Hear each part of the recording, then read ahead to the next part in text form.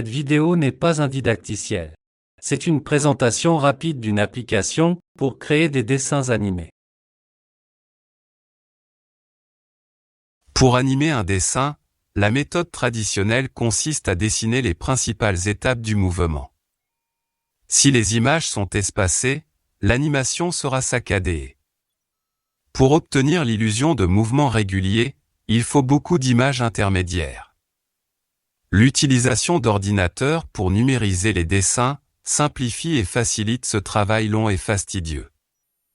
Souvent, pour donner de la profondeur à l'image, on déplace simultanément plusieurs calques du décor. Micoscope met en scène des sujets qui sont des personnages ou des objets animés. La scène définit le cadrage et les mouvements de la caméra virtuelle. Chaque scène peut contenir plusieurs sujets. Les sujets sont dessinés à chaque étape importante du mouvement. C'est ce qu'on appelle des jalons. La position des sujets et leur déplacement dans la scène sont définis par des cadres. Voici l'interface de Micoscope. Le sélecteur de sujets est une liste déroulante pour choisir l'élément à dessiner. Il comprend un menu contextuel qui permet d'ajouter ou supprimer des éléments dans la liste et de modifier leurs paramètres. Le sélecteur de jalons a aussi son menu contextuel.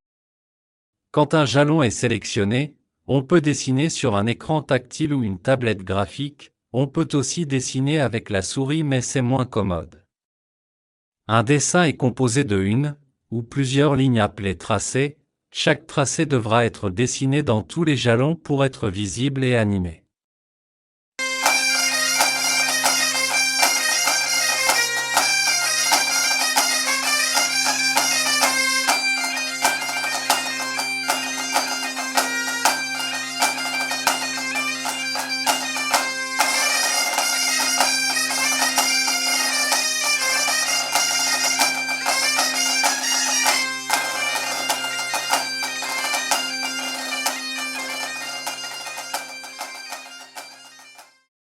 Micoscope se charge de calculer 30 images par seconde d'animation.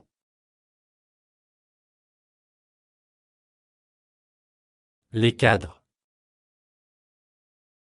Voici 3 jalons d'un même sujet et l'animation correspondante.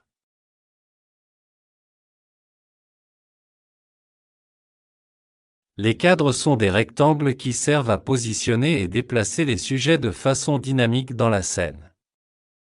Chaque sujet a son propre cadrage. De plus, Micoscope offre de nombreux outils de dessin et d'animation. On accède à ces fonctionnalités par la barre d'outils de gauche. La palette de couleurs est personnalisable.